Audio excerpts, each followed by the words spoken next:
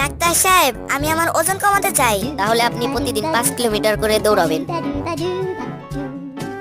Doctor সাহেব, আমার ওজন তো অনেক কমছে, কিন্তু আমি বাড়ি যাবো কেমনে? আমি প্রতিদিন 5 কিলোমিটার করে দৌড়াতে দৌড়াতে বাড়ি থেকে 1825 কিলোমিটার দূরে চলে আসছি।